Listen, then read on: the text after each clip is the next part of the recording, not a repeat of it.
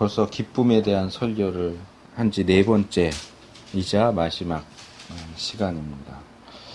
오늘은 그 단체 카톡방에 올린 것처럼 고난과 기쁨이라는 주제, 다시 고난으로 돌아왔어요. 기쁨을 다루지만 오늘은 고난과 다시 이 기쁨을 함께 연결되어 있는 내용을 나누려고 합니다.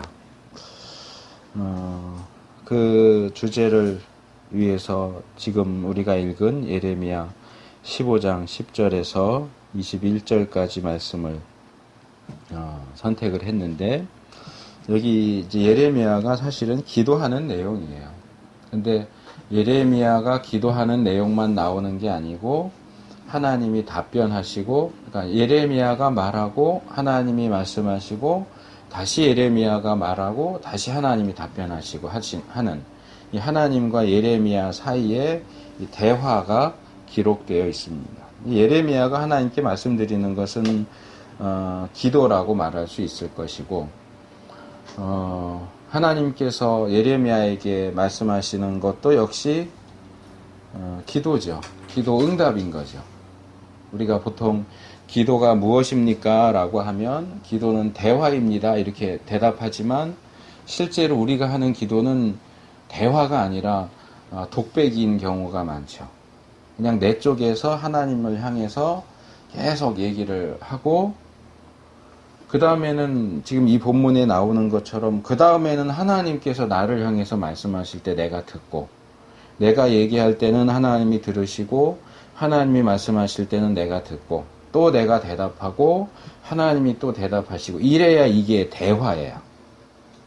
근데 우리는 기도 중에 하나님과 대화하지 않아요. 내가 얘기할 것만 일방적으로 따다다다 하고 쏴붙이고 하나님이 우리에게 말씀하실 시간을 안 드리죠.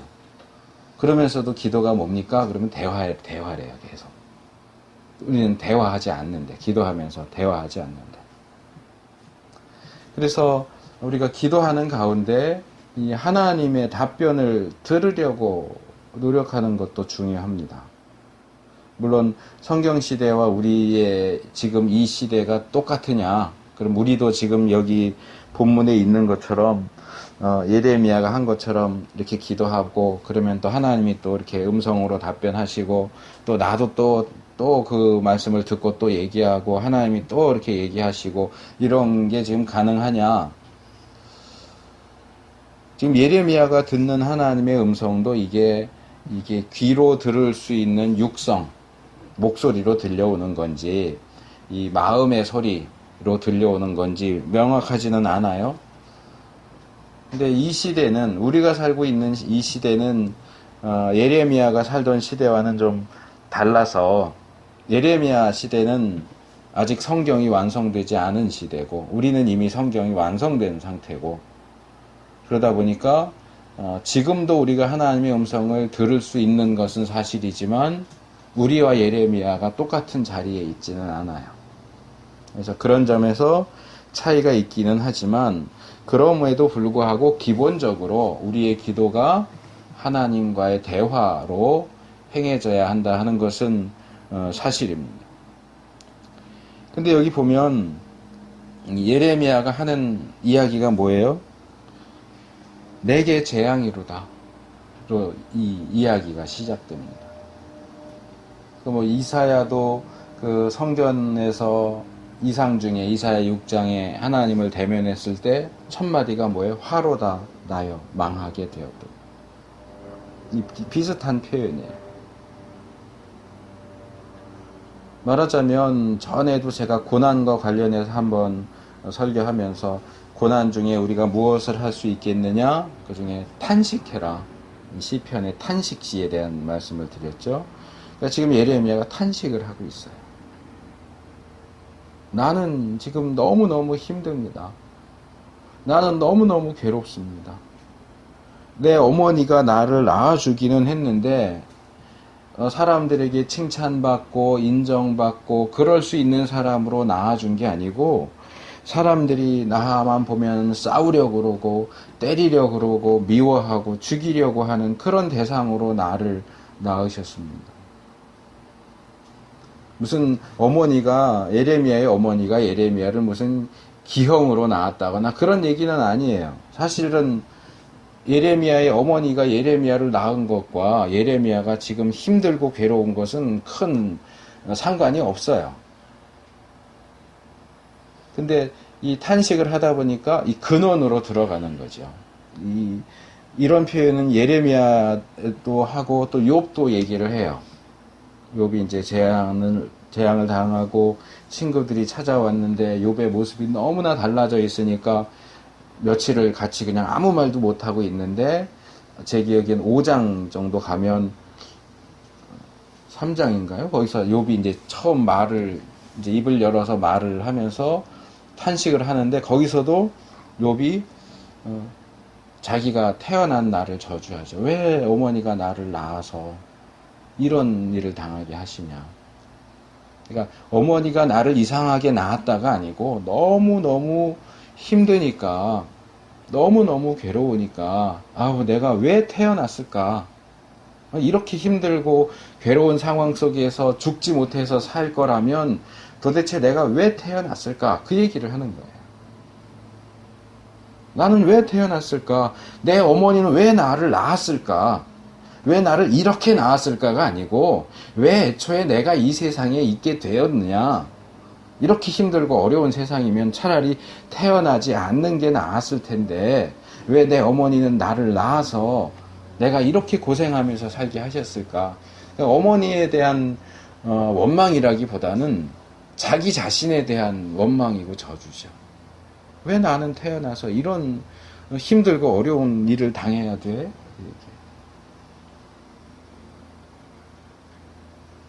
내가 누구한테 돈을 꿔달라고 한 것도 아니고, 또 누가 나한테 돈을 꿔간 것도 아닌데, 사람들은 나만 보면 그냥 쉽게 하는 말로 못 잡아먹어서 안달이 난 사람들처럼 나만 보면 달려들어요.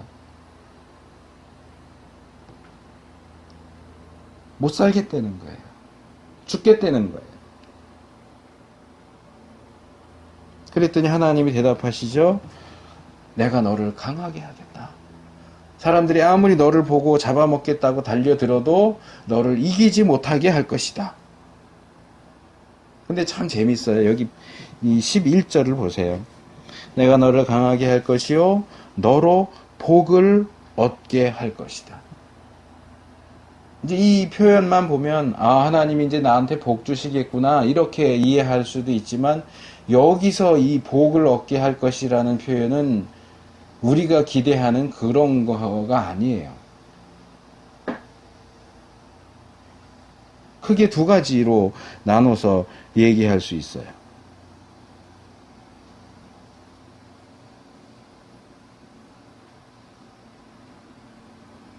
하나는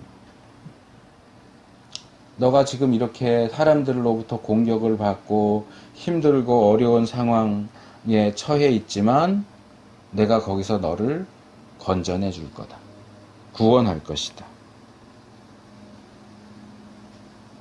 그게 이제 뒤에 20절, 21절에 나오는 얘기죠.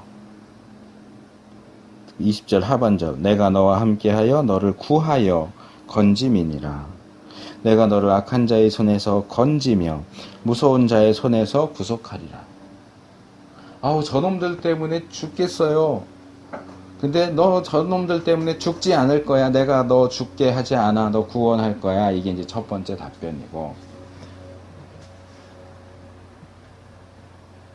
사실은 같은 건데 또 하나는 그들이 너를 이기지 못할 거야. 내가 너를 강하게 할 거니까. 너를 놋성벽처럼. 이 전쟁을 생각을 해보세요. 뭐 여호수아가 여리고성을 공격하는 걸 생각을 해도 되고, 근데 이제 반대 입장이죠. 내가 성 안에 있어요.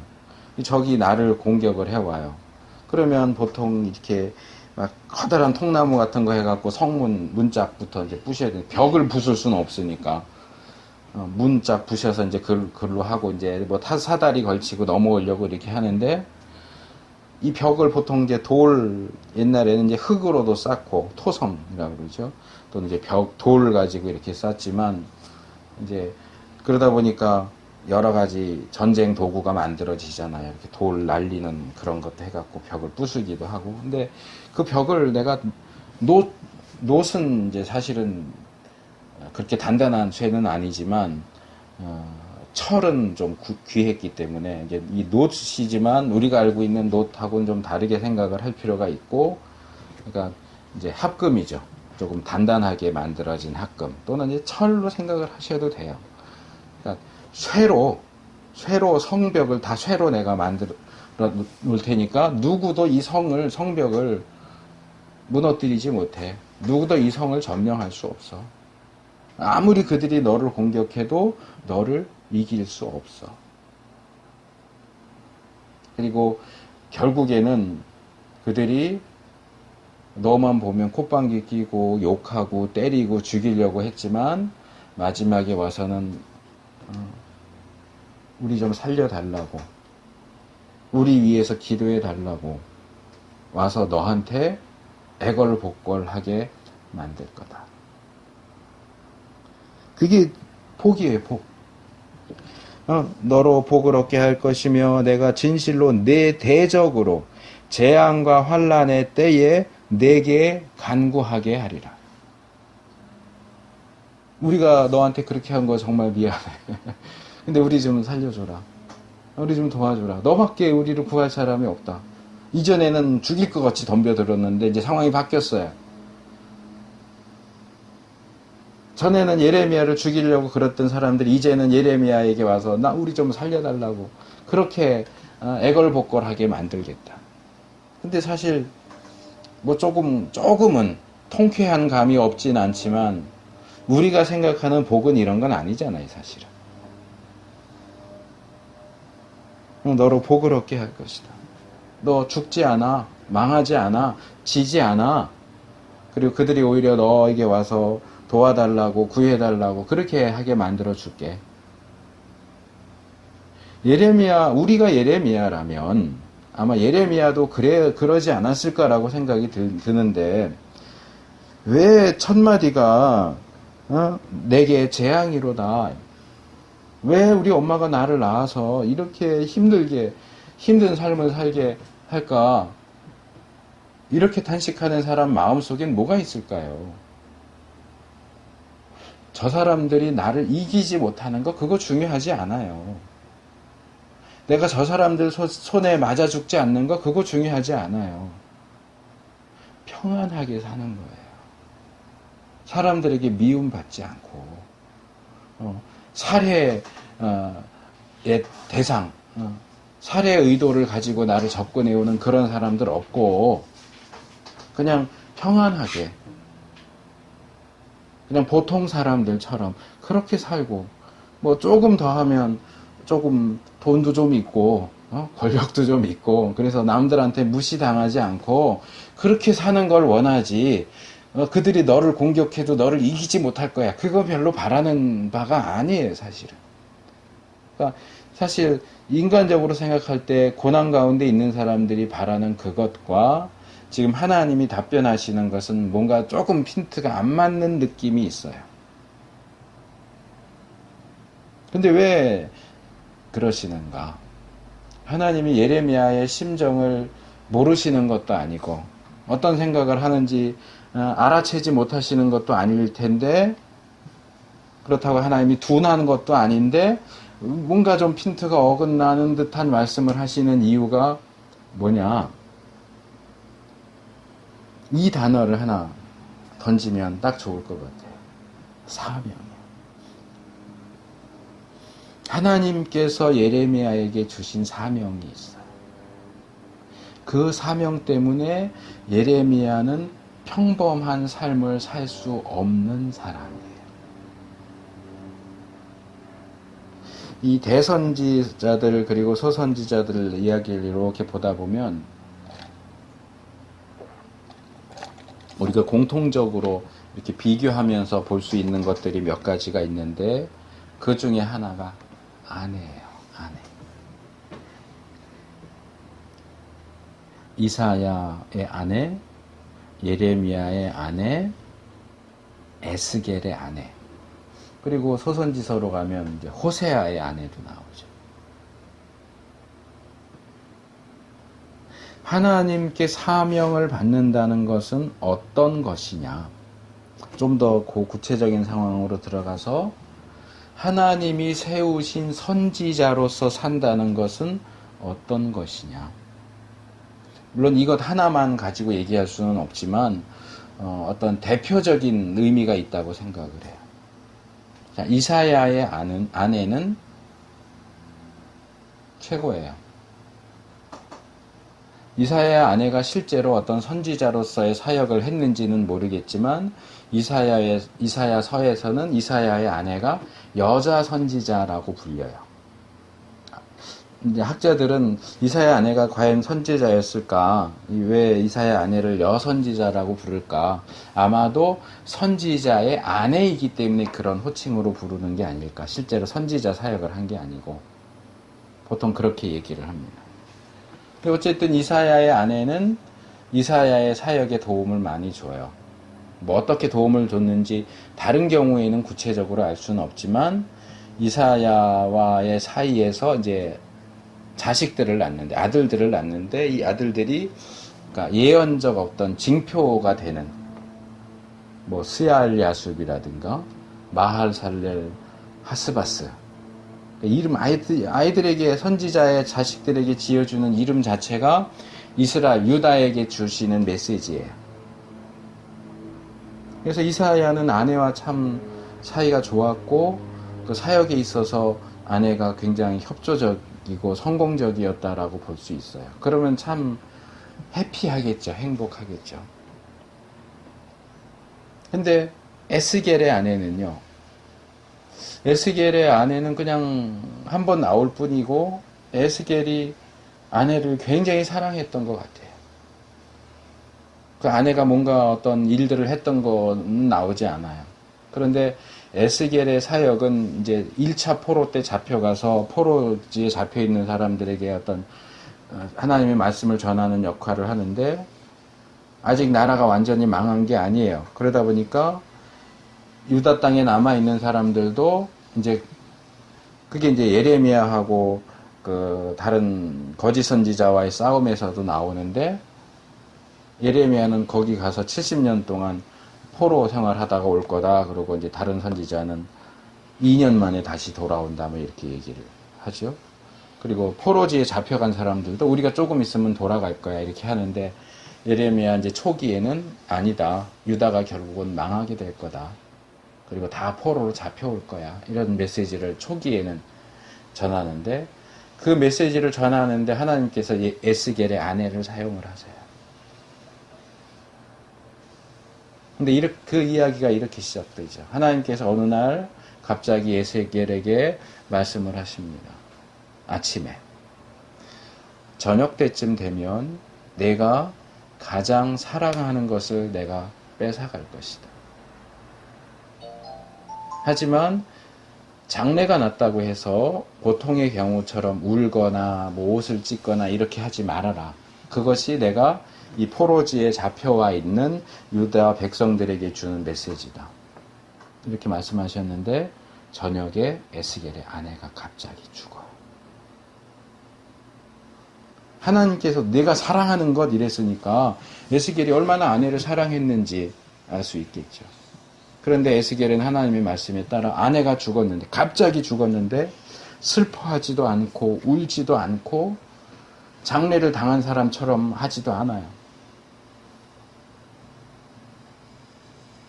그러니까 사람들에서 왜 당신 그러고 있느냐? 아내가 죽었는데, 사랑하는 아내가 죽었는데 유다가 망할 거다. 유다가 죽을 거다. 유다 나라가 죽을 거다. 그래서 유다 백성이 포로로 잡혀올 건데 그 죽은 것을 슬퍼할 틈도 없고 울 틈도 없고 정신없이 포로로 잡혀오게 될 거다. 이게 하나님께서 에스겔을 통해서 주신 메시지예요. 어떻게 보면 그래요. 아, 하나님 너무한다. 그거 꼭 그렇게 선지자가 사랑하는 아내를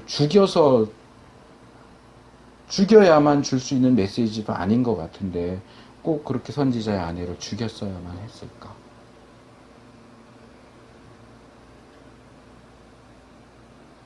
에스겔은 자신의 선지자로서의 사역 때문에 하루아침에 사랑하는 아내를 잃어야 했어요. 그것이 또 다른 의미에서 선지자는 어떤 사람이냐를 보여줘요. 호세아는 어때요? 이제 비평주의에서는 선지자가 어떻게 창녀하고 결혼을 하냐, 이거 호세아서 이야기는 이건 만들어낸 얘기야, 실제로 일어날 수 없는 일이야, 이렇게 많이 얘기하지만 그건 그 사람들이 교묘하게 성경 이야기를 바꿔놓는 거예요. 고멜은 창녀가 아니에요. 직업적인 창녀가 아니에요. 다만 음란한 여자인 거예요. 음란한 여인 고멜과 결혼을 한 창녀가 아니고, 결혼 전에 어떻게 어땠는지 모르겠는데 결혼하고서 애 낳고 살다가 갑자기 바람이 나가지고 집을 나가는 거예요. 하나님은 그 모든 상황을 아셨죠. 호세아는 몰랐을지도 모르지만 근데 뭐 호세아에게 주어진 명령은 그거잖아요. 너는 가서 음란한 여인 고멜과 결혼하라. 하나님, 내가 선지자인데 내가 정결한 여인하고 정숙한 여인하고 결혼해야지 음란한 여자랑 결혼하면 되겠습니까? 내가 선지자인데 아내가 결혼해서 애를 몇씩이나 셋이나 낳는데 바람이 나서 나갔어요. 하나님, 내가 지금 어떻게 창피해서 얼굴을 들고 다니겠습니까? 내가 어떻게 이스라엘 사회에서 선지자로서 어떻게 역할을 하겠습니까? 남 부끄러워서 어떻게 내가 선지자로서 역할을 하겠어요? 근데 하나님께서는 호세아의 아내를 통해서 그 음란한 여인 고멜이 바로 너희 북이스라엘이야. 너 지금 아내 고멜, 음란한 여인 고멜을 보고 속이 터지지, 내가 북이스라엘 보면 내가 그래. 내 속이 터진다. 너 좀 내 심정이 어떤지 좀 이해 좀 해라. 그리고 그걸 좀 이스라엘 사람들에게 전해라. 그냥 하나님 심정 그럴 거라고 이해해요. 짐작해요. 그런 거 말고 정말 네가 좀 내 입장이 돼서 좀 말을 좀 전해라. 그런 의미에서 선지자를 음란한 여인과 결혼하게 하신 거예요. 근데 예레미야는 어땠어요?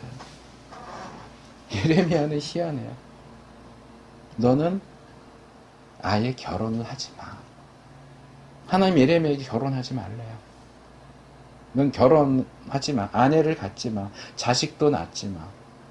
그래서 예레미야는 평생 독신으로 살았어요. 독신으로 살다가 독신으로 죽었어요. 눈이 높아서 결혼을 못한 게 아니에요. 하나님이 결혼을 하지 말래요. 왜요? 예레미야의 사역은 그 누구보다도 힘든 사역이에요. 아내 결혼해갖고선 이 사역을 감당할 수가 없어요. 아내가 있고 자식이 있어가지고서는 하나님이 주신 사명을 감당할 수가 없어요. 그러니까 아예 하나님께서 예레미야에게 너 결혼하지 마라. 왜 사람들이 예레미야를 미워합니까? 왜 사람들이 예레미야를 죽이지 못해서 안달이 나십니까? 예레미야에게 주신 사명 때문이에요. 예레미야가 유다 백성들에게 전하는 메시지가 뭐예요? 이 나라가 망한다. 바벨론이 와서 우리를 망하게 할 텐데 바벨론에게 항복해야 된다. 그래야 산다. 그게 예레미야의 메시지예요. 그러니까 보통 사람들이 볼 때는 이 사람은 매국노인 거예요. 아니 무슨 선지자가 이래? 하나님이 우리와 함께 하신다. 하나님을 믿으면 망하지 않을 수 있어. 이렇게 해야지. 무슨 선지자가 하나님의 나라인데 이게 하나님의 백성인데 망한다 그러고 하나님도 믿지 않는 이방 민족들에게 항복하라고 그러고 무슨 선지자가 그래? 그러니까 애국심이 펄펄 끓는 젊은이들 기존 체제를 유지하기를 원하는 그런 권력자들이 예레미야가 곱게 보일 리가 없죠. 보는 사람마다 예레미야 보면 때리려고 그러고 죽이려고 그러고 가두려고 그러고 없애버리려고 그러는 거예요. 그런데 아내가 있어봐요. 자식이 있어봐요. 아내 잡아다가 너 계속 그러면 너 아내 죽여버린다. 자식 죽여버린다. 이런 마음이 약해질 수도 있잖아요. 너 죽인다. 그럼 그래 난 죽어도 어쩔 수 없어 이럴 텐데 네 새끼 죽여버린다. 네 아내 죽여버린다. 너 빨리 그 메시지 철회해. 아니라고 그래. 네가 헛소리 했다고 그래.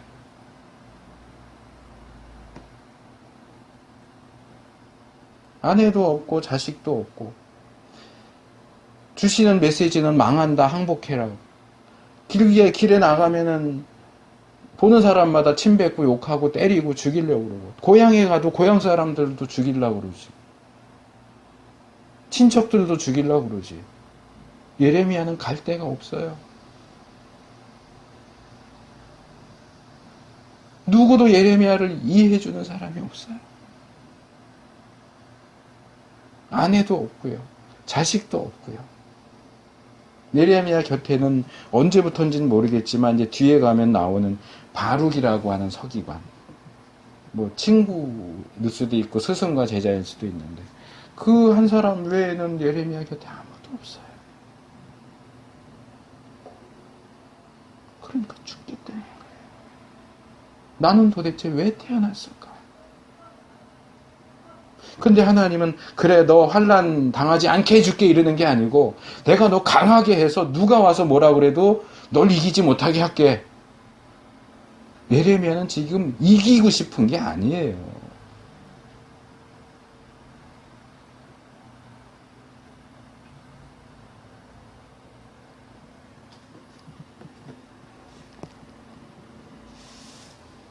자, 두 번째 예레미야의 발언으로 넘어갑니다. 이제 사실 오늘 주로 얘기하고 싶은 건 16절, 17절인데 이제는 처음에는 엄마를 원망했어요. 왜 나를 낳았을까? 엄마를 원망하고 이제는 하나님을 원망해요. 예레미야는 굉장히 독특해요. 선지자들 중에서도 이렇게 자기의 어떤 막 괴로움, 고통, 근심, 걱정 이런 것들을 이렇게 적나라하게 표현하는 선지자가 없어요. 다른 선지자들 대부분 그냥 사역에 대해서만 기록되어 있지 그의 내면이 어땠는지를 기록을 안 해요. 거의 없어요. 근데 예레미야는 자신의 내면에 대한 기록이 많이 나와요. 그러니까 선지자들이 어땠을까? 뭐 물론 예레미야가 어땠을까가 기본이지만 예레미야를 보면서 선지자들이 어땠을까 하는 것을 미루어 짐작할 수 있게 해주는 굉장히 독특한 그 내용을 가지고 있는데 선지자가 하나님을 원망해요. 내가 이렇게 힘든 거 하나님 때문이에요.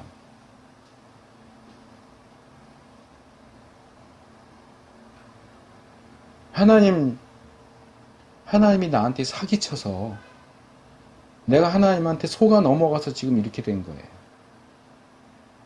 정말 심한 것 같지만 예레미야는 그렇게까지 말해요. 이 번역을 그렇게 좀 직설적으로 안 하고 돌려해서 그렇지 여기 본문 같은 경우도 예를 들어서 18절 끝에 보면 주께서는 내게 대하여 물이 말라서 속이는 시내 같으시리까 그랬죠. 사막길을 가는 사람이 목이 타서 죽을 것 같은데 저기 물이 보여요. 그래서 막 달려갔더니 물이 없어. 신기루야. 또는 예전에 물이 흐르던 곳인데 지금 건기라서 물이 없어. 하나님이 처음 나를 부르시고 선지자로 부르시고 이렇게 할 때는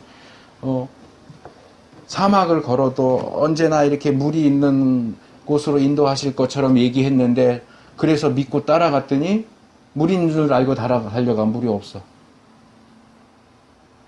하나님 나 속이셨네요. 물이 없잖아요. 물이 있다고 그랬잖아요. 근데 와보니까 물이 없어요.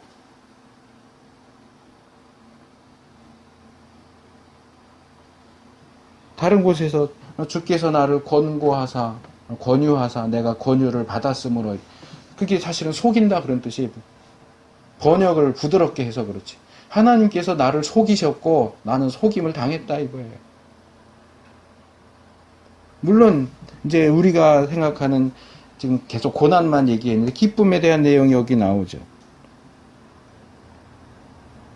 주는 나를 기억하시며 권고하사 나를 박해하는 자에게 보복하시고 주의 오래 참으심을 인하여 나로 멸망치 말게 하옵시며 주를 위하여 내가 치욕 당하는 줄을 아시옵소서. 만군의 여호와시여 나는 주의 이름으로 일컬음을 받는 자라. 내가 주의 말씀을 얻어먹었사오니 주의 말씀은 내게 기쁨과 내 마음의 즐거움입니다. 그래, 주님이 저에게 말씀을 주셨죠. 두루마리처럼 이렇게 해가지고 거기에 써있는 글씨가 써있는 것을 먹어라. 그래서 먹었어요. 달다, 맛있다. 그 말씀을 들으면서 기쁘고 즐거웠어요. 주님의 말씀은 나에게 기쁨이고 즐거움이에요. 그런데 내가 기뻐하는 자의 회에 앉지 아니하며 즐거워하지도 아니하고 주의 손을 인하여 홀로 앉았사오니 이는 주께서 분노로 내게 채우셨음입니다.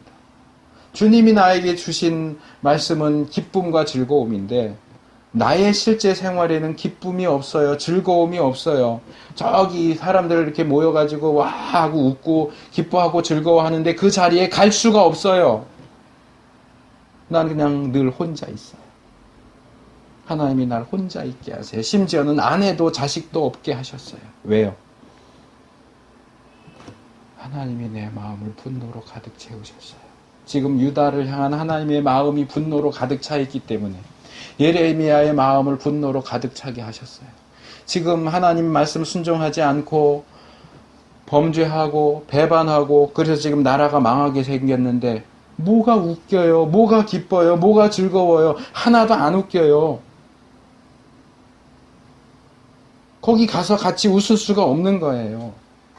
분명히 하나님의 말씀은 나에게 기쁨이고 즐거움인데 현실을 돌아보면 하나도 기뻐할 수가 없는 거예요. 즐거울 일이 하나도 없어요.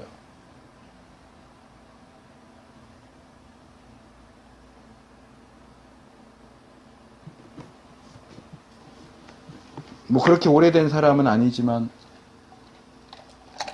요즘 젊은 애들은 모를 수도 있어요. 최성수라고 가수 혹시 아실지 모르겠는데 제가 뭐 그 가수를 좋아했던 건 아닌데 그 사람이 부른 노래 하나가 꽂혔어요. 벌써 몇 년 전이지. TV를 보면서 나중에 한번 찾아서 들어보세요. TV를 보면서라는 노래가 있어요. 가사가 이래요. TV를 보면서 눈물이 흐르네. 사람들은 무엇을 위해서 살까? TV 켜놓고 이렇게 보는데 사람들은 좋다고 깔깔거리고 재밌다고 그러고 기쁘다고 그러고 뭐 맛있는 거 먹고 이렇게 가는데 그걸 이렇게 보는데 자기는 눈물이 난다는 거예요. 그게 뭐 기독교적인 의미인지 뭔지는 잘 모르겠어요. 그 사람이 기독교인인지도 잘 모르겠고요. 근데 그 메시지가 참 저에게 와 닿았어요. 예레미야가 그런 것 같아요. 이렇게 다니다 보면 사람들 여기서 막 놀면서 웃고 저기서 술 마시면서 왁자지껄하고 잔치하고 근데 그걸 보는데 예레미야는 눈물이 나는 거예요. 즐거워하는 그들을 보는데 눈에 눈물이 나요. 저렇게 즐거워할 때가 아닌데 기쁠 것이 없는데 이제 나라가 망하게 생겼는데 이거 다 불타버리고 다 무너져버리고 옷도 제대로 갖춰 입지 못한 상태에서 쇠사슬에 묶여서 끌려갈 텐데 뭐가 좋다고 저렇게 웃지? 야, 너는 그게 즐거우냐? 그게 기쁘냐? 나는 속이 터진다.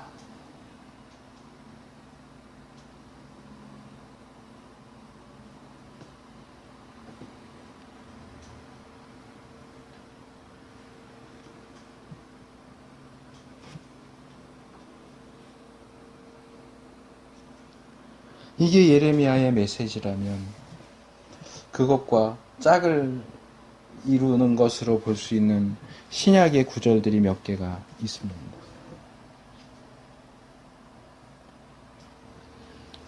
복음서에 예수님께서 제자들에게 하신 말씀 가운데는 그런 게 있습니다.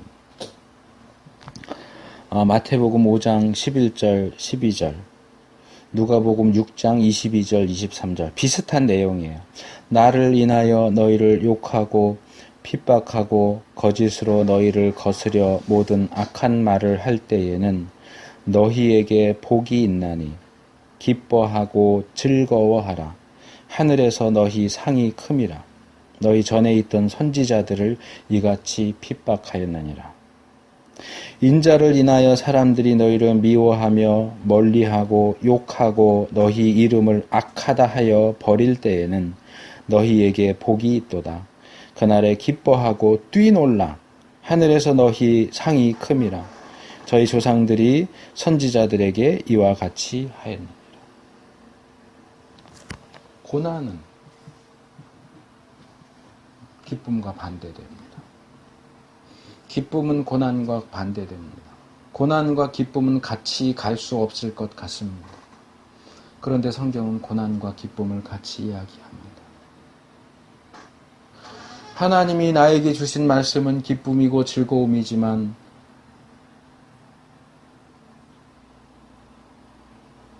사람들이 사는 세상에 나와보면 아까 우리가 부른 찬양처럼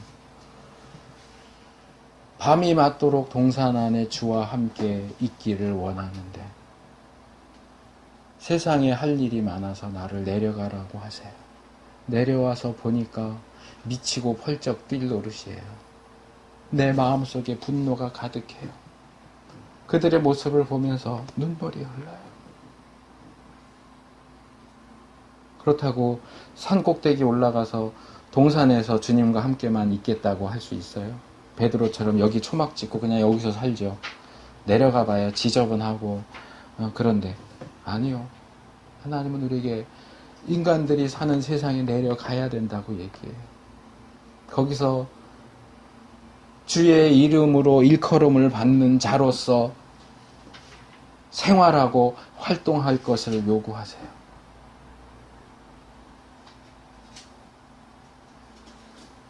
그러니까 사람들이 욕하고 핍박하고 미워하고 멀리하고 모함하고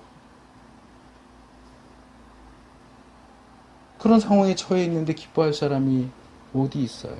그런데 주님은 사람들이 너희가 하나님 믿는다고 해서 예수님 믿는다고 하나님 말씀 전한다고 해서 너희를 미워하고 핍박하고 욕하고 모욕하고 모함하면 기뻐해라. 즐거워해라. 껑충껑충 뛰면서 기뻐해라. 왜? 그만큼 너희가 하늘에서 복 많이 받게 될 거다. 너희가 여기서 욕 먹는 만큼 이 표현이 조금 그렇긴 한데 하늘에서 너희 복이 마일리지가 쌓인다. 기뻐해라. 너가 여기서 힘들면 힘들수록 주님 때문에 고난을 당하면 당할수록 하늘에서 너희가 받을 복이 많이 쌓인다. 기뻐해라.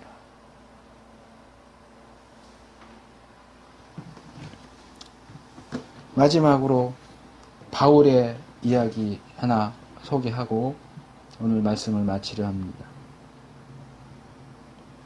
골로새서 1장 24절입니다. 자, 이건 한번 같이 읽었으면 좋겠습니다. 찾아서 골로새서 1장 24절.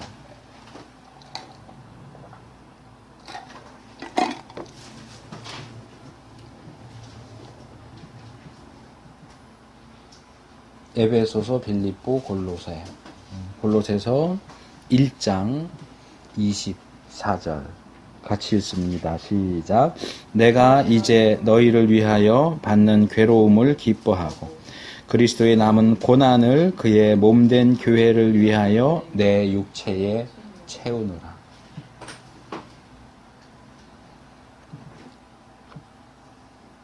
교회를 위해서, 성도를 위해서 고난을 받고 괴로움 받는 것을 나는 기뻐한다. 그리스도의 남은 고난을 그의 몸된 교회를 위하여 내 몸에 채운다. 누가 자발적으로 나서서 고난받기를 원하겠어요? 그런데 바울은 내가 교회를 위해서, 성도를 위해서, 더 궁극적으로는 그리스도를 위해서, 하나님을 위해서 나는 기꺼이 고난을 받겠다. 그 고난 받는 것을 기뻐하겠다 이야기합니다. 물론 기쁨은 좋은 것입니다. 우리가 이 땅에 살면서 전에 전도서 말씀을 했던 것처럼 우리가 하나님이 누리라고 주신 것들을 누릴 필요가 있어요.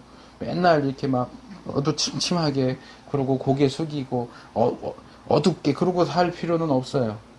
기쁘고 즐겁게 사십시오. 그러나 참된 기쁨과 즐거움은 우리가 하나님 나라 가서 온전하게 누릴 것입니다. 우리가 살고 있는 이 세상은 여전히 죄악된 세상이고 악이 횡행하는 세상이고 의인보다는 악인이 대접받고 성공하는 세상이기 때문에 우리가 우리에게 기쁨과 즐거움을 주는 하나님의 말씀을 받아 먹었고 그 말씀에 따라서 생각하고 말하고 행동한다면 우리는 이 세상에서 핍박을 받을 수밖에 없고 세상 사람들은 재밌다고 좋다고 유쾌하다고 하는데 우리는 그걸 보고 유쾌해할 수 없고 기뻐할 수 없고 어떻게 저럴 수가 있나 분노할 수밖에 없고 그러다 보니까 한편으로 우리는 무슨 왕따 된 것처럼 저 좀 이상해.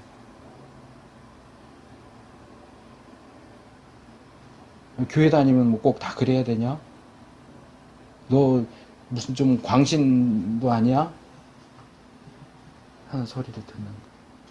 우리가 잘못 행동하고 죄 지어서 욕먹는 건 그거는 뭐 얘기할 것도 없어요. 우리가 바르게 신앙생활하고 어떻게 좀 말씀대로 살려고 하고 어떻게든 좀 하나님 기쁘시게 하려고 그렇게 노력하는데 그것 때문에 욕먹으면 속상하죠. 그런데 그럴 때 정말 기뻐하세요.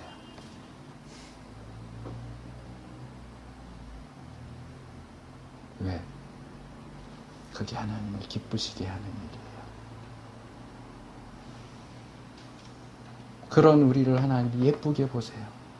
더 많은 것, 더 좋은 것으로 복을 쌓아두시고 그래 너 지금 힘들지만 고생스럽지만 견뎌라. 내가 너와 함께 하겠다. 내가 너를 노창벽으로 만들어줄게. 누구도 너를 이기지 못하게 할 거야. 내가 너를 구원해 줄 거야. 그리고 너에게 맡겨진 일 다 마치고 나면 여기 와서 정말 행복하게 기쁘게 즐겁게 같이 살자.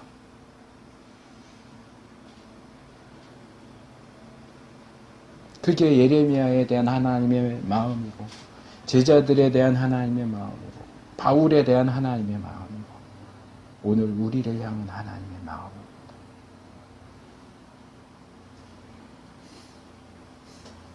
무슨 변태 성욕자처럼 고난을 기뻐하고 아픔이고 맞는데 좋아하고 그런 얘기가 아니에요. 그리스도를 위하여 고난 받을 때 기뻐할 수 있는 우리가 되기를 바랍니다. 주님의 말씀으로부터 기쁨과 즐거움을 얻고 세상에 나가서 그것을 전하고 그러느라고 핍박당하고 힘들어도 내가 인정받는구나. 예수님의 사람으로 인정받는구나. 기뻐하고 우리 삶 속에 이 고난과 기쁨이 공존할 수밖에 없어요. 이 세상에 사는 동안에는. 그렇다고 일부러 고난을 찾아갈 것까지는 없겠지만 고난을 즐길 것까지는 없겠지만 우리가 믿음으로 살다가 받는 고난은 달게 받으세요. 그 불시험을 이상한 것으로 여기지 마세요. 그렇다고 맨날 우중충하게 칙칙하게 살 필요도 없어요. 기쁜 것은 기쁘고 즐거워하면서 그러나 하나님의 말씀의 테두리 안에서 이 고난과 기쁨을 적절하게 누리고 대처할 수 있냐.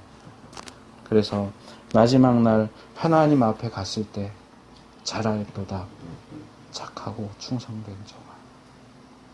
칭찬 들을 수 있는 우리가 되기를 바랍니다.